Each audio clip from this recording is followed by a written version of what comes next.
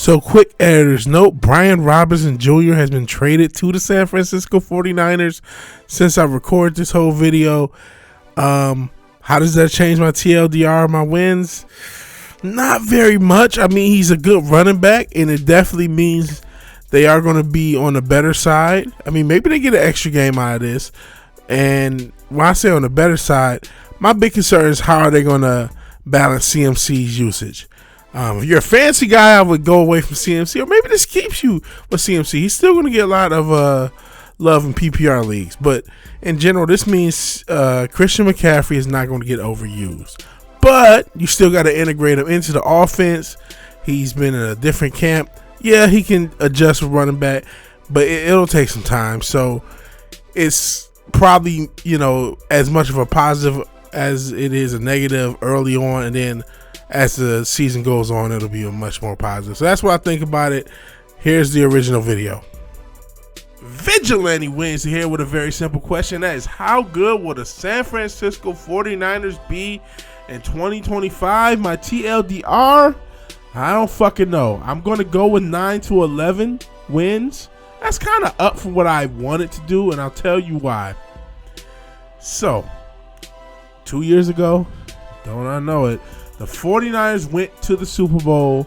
They lost to the Chiefs. They beat the Lions in the NFC Championship game because our goofy-ass offensive coordinator didn't want to run the ball anymore.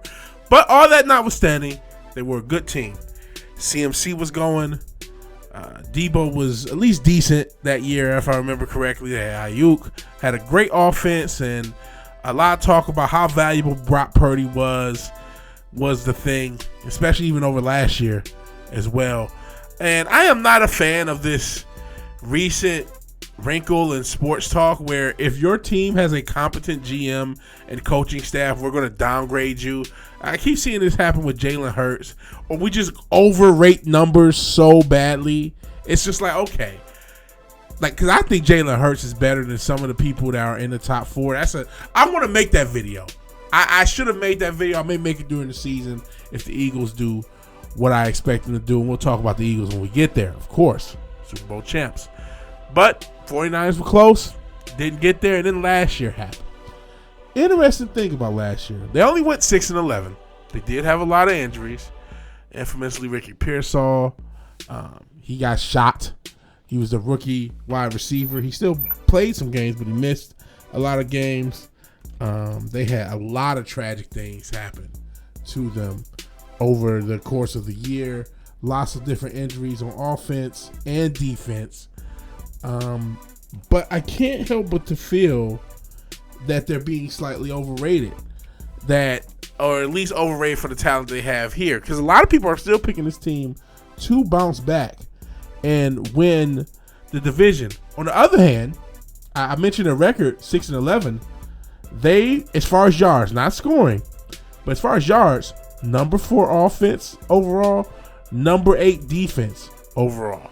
So they were one of the most productive teams in the league. Granted, scoring, which does matter, 13 offense, still solid, right on the edge of top tier. Only 29 defense. To be honest, now that they have Robert Saleh back, they are going to be a better defense. He was the defensive coordinator a few years ago. Not that Super Bowl run I just mentioned, but the one before, he was the D coordinator. They keep getting there and not quite getting there. And that's another thing about Kyle Shanahan. But he was the coach for the Jets for a few years. Now he's back.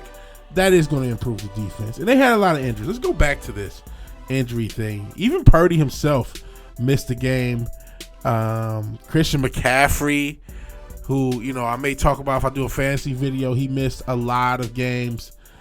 Jordan Mason, who was his backup, missed the last half of the year, the last third of the year. Brandon Ayuk missed a lot of games. Deebo Samuels missed a game with the injury. Obviously, he's not there anymore. Jawan Jennings had a hip injury. He's there still. Ricky Pearsall, as I mentioned, got shot. George Kittle had injuries. It looks like he still played through most of them, but he did have them. Their left tackle Trent Williams had injuries, and he was pretty much out for the season. And he had that tragedy with his wife having a stillbirth, which was pretty sad. I think there's another. We'll get there when we get there. Aaron Banks had a concussion, left guard. So they had injuries on the offensive line. Getting to the defense, Nick Bosa missed some time, and I don't know how you say this guy, Yetter Gross Matos, had an injury. They had, some of their backup edge rushers had injuries. Javon Hargraves tore his tricep. 3 games into the season. Kevin Givens had a groin injury. Fred Warner had a broken ankle. Dre Greenlaw tore his Achilles in the Super Bowl. And he played like one half against the Rams later on. So in that Super Bowl, I forgot about that. Yeah, Dre Greenlaw tore his Achilles. Curtis Robinson tore his ACL. He was a backup, but still. And then, this is the thing I was saying. Shavarius Ward, he lost his daughter, who was only 1 year old. So they had 2 people who were dealing with a loss of a child. Those are tragic things. Then, just for the group, you know what I mean? If that happens to 2 people, that's tough. We're human beings. That's tough. So Shavarius Ward was one of the best players. He missed a few games because of that. And I mean, you can't imagine. I don't know how you ever recover from that, to be honest. And so I could go on. There's still more injuries. They had a ton of injuries. So, I mean, I don't say anything about the Lions and their injuries, but let's be honest, this is real life. The injuries and tragedies, and then, like I said, Ricky Pearsall got shot. It was a lot of stuff last season. For them to still be as productive of a team as they were was impressive, right? But I just feel like the want to put them as, like, a lot of people are picking them to win the NFC. I'm not saying they're not going to win the NFC. Like, I picked them 9 to 11 wins, and I'll tell you why. Because I initially wanted to say 7 to 9 wins. I initially wanted to say this was going to be a mid team. But they are going to return a lot of people on that defense. The offense won't be as good, right? Because Deebo Samuel will not be there at all. Brandon Ayuk, I have no regard for his health or really his talent at this point in age. I think they made a mistake giving him that contract a couple years ago. Or was it last year? And then he gets hurt. Jawan Jennings and Ricky Pearsall are, who you ideally hope to replace Ayuk and Samuel. I hope they're ready. Obviously, they were dealing with a lot last year. I don't know if they are. We're about to find out. CMC, man. I don't know, man. Like, I was a huge CMC fan. I've been a huge CMC fan. I lived in the Charlotte area for a lot of years before moving to Texas. And I saw him get, 400 carries or 400 touch years in Charlotte. And he had injuries in Charlotte. He gets injured. And part of it is because he's so good, he gets overused. And even last year, he comes back from his injuries. What does Shanahan do? He does what Shanahans do. They burn fucking players out. He has a game. He has like 20 carries in it, and he's out for the season. You know what I mean? And just like they burned out his backup, Jordan Mason, who ended up going to Minnesota. So a lot of those offensive pieces they don't have anymore. They either don't have, or if it is a guy like CMC, he has so many injury issues, you're not going to give him 300, 400 touches this year. You'd be a fool. You would be a fool. If you are going to give him touches, it would probably be in the passing game. You do have Isaac Arundo, who's a decent number 2 back in the league. But this offense just isn't as good as it once was. So Brock Purdy now has the opposite problem. Everybody was saying, oh, you got so much talent around you. No, he doesn't. He does still have a defense. I think this defense is going to be much improved. They were the 8th ranked defense as far as yards, 5th ranked as far as passing. Not too good as far as rushing, and not too good as far as giving up touchdowns. So that was the thing. And I probably, if I could check their red zone numbers, which I don't have them available, I would probably see a team that wasn't that great in the red zone. Because if you're good at stopping teams from getting yards, but you're not good at stopping teams from getting points, it's probably because you're bad in the red zone. So can Robert Saleh and health fix that? Yeah. But the offensive playmakers aren't there. Purdy is going to have to carry these guys now. There's no more people to carry him. And we'll see if he can. I'm not saying he can't. And honestly, for me to go to 11 as a ceiling, really 12. If you be, I'll say 11. I'm still saying 11 because that division is going to be tough. It's because I do think Brock Purdy is a little bit better than what people think he is. I have a high regard for people who can go out there and win. I have a high regard for people who can play well under turmoil. He had a tough year last year, and he still put up pretty solid numbers for a guy that missed the game. I mean, Brock Purdy gave you almost 4,000 yards, 20 touchdowns. You would like a few more touchdowns because he did give you 12 picks. But still, a good completion percentage, good yardage. You would like to think he gets more touchdowns if they had more talent. And again, I don't think that talent's coming through. So I do have this, I don't know about this team. But, he did that in only 15 games. Don't forget that. He could have put up more yards and even more touchdowns if he had a couple more games. So this is a guy who played pretty well last year. I mean, you might say the picks are too much. 12 picks isn't a lot, but it is when you only have 20 some odd touchdowns. You do got to lower that. But I just don't see it. I don't see how they offensively win until I remember the division. Outside of Rams, is there any team you believe in this division? Do you believe in the Cardinals? Do you believe this is going to be the year they finally make it over the hump? No. Do you believe in Seattle, who had a quiet, good year? They won 10 games last year, missed the playoffs, but won 10 games. But they traded away everybody. DK Metcalf is gone. Geno is gone. We'll see if Sam Darnold can have that same magic he had in Minnesota and Seattle. I don't know, man. So you look at this division, and you're like, well, why can't they be the second best team in this division? I don't believe in these other teams. I just don't. And that's what led me to, instead of making this a 7 or 8 win team and me being kind of a hot take artist, they're going to miss the playoffs. And then, of course, the best team in the division, the Rams, Stafford, my old guy, he has back issues. So now you look at this division, you say, wait, somebody's got to win this fucking division. I think the Rams are going to win it, but it wouldn't shock me if the 49ers pull this off. So, yeah, maybe that ceiling's a little higher. So I'm going to 9 to 11, maybe in a year. If Juwan Jennings, listen, if Brock Purdy really is him, and Juwan Jennings and Ricky Pearsall really are them, they can win 11 or 12 games. I'm worried about this offense. They don't have the talent that they used to. And if CMC can stay healthy all year and be properly used by a Shanahan, stop RG3 / Clinton Portis. Well, they trade Portis, but you know what I mean? Just the Shanahans, his dad used to burn players out. They used to always talk about that running game at Denver, and it was great. It was great. I was there. I wasn't there. I mean, I was just watching it at home in Michigan. But you know what I'm saying? I was old enough to remember that team and those teams, but they burnt out a lot of running backs. They did trade Clinton Portis. A lot of other running backs got 1 year and done. Even a guy like Terrell Davis, who was great, he got burnt out from all the carries. You know what I mean? And so this guy had a habit, and that's not to even mention RG3. And you see his son do the same thing last year with Jordan Mason and CMC. It's like, man, these guys on the field are human, man. Especially in this day and age, you do not have to give your running back 100 carries and 50 catches and burn them out. So if they can, best case scenario for this offense, I can see them winning 11 or 12 games. But I'm leaning towards 9 as the floor. Maybe 10 is what it is. Maybe it's 10 to win. I still think this offense doesn't have the established talent. They got potential.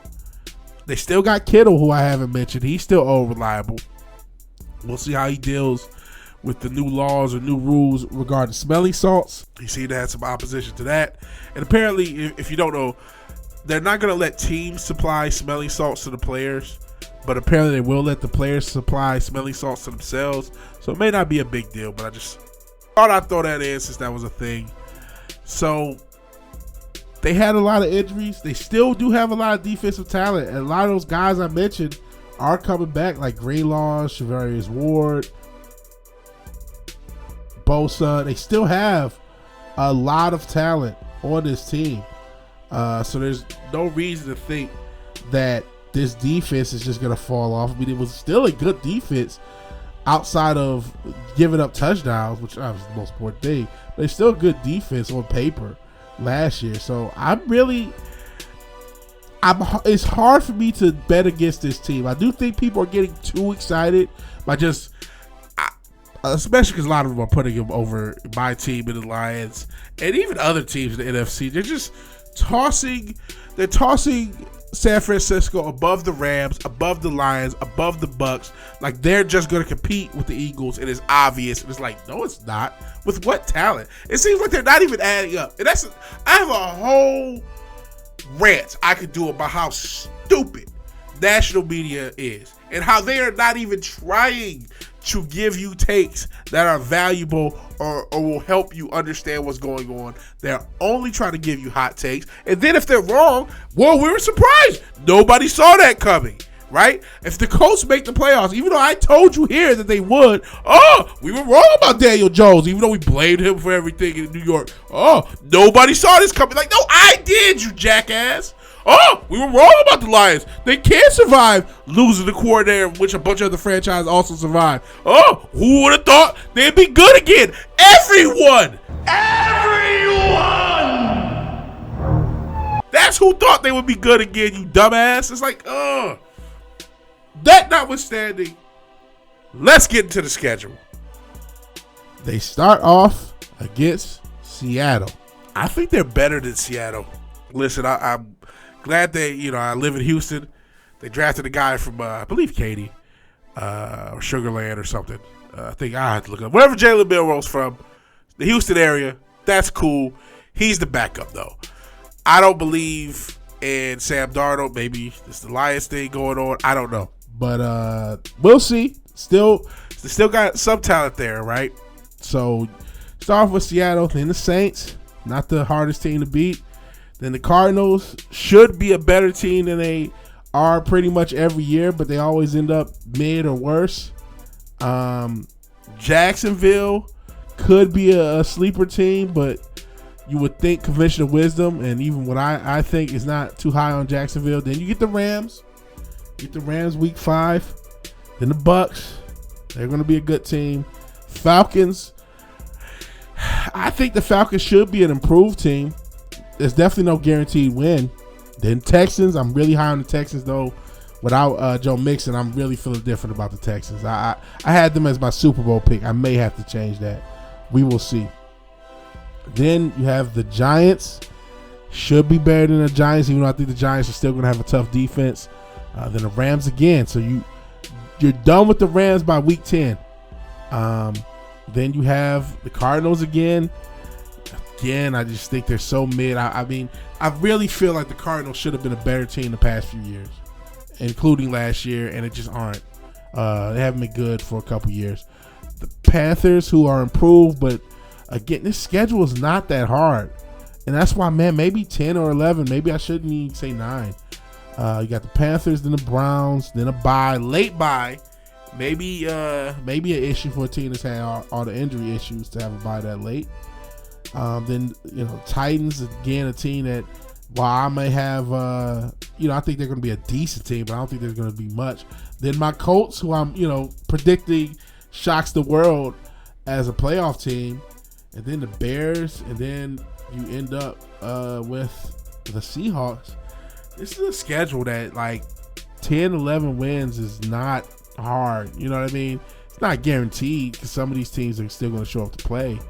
And then, you got teams that you don't know what they're going to be, like the Falcons, even the Cardinals and the Seahawks twice, right? I have no idea how good those teams are going to be, but I got to talk about them pretty quickly.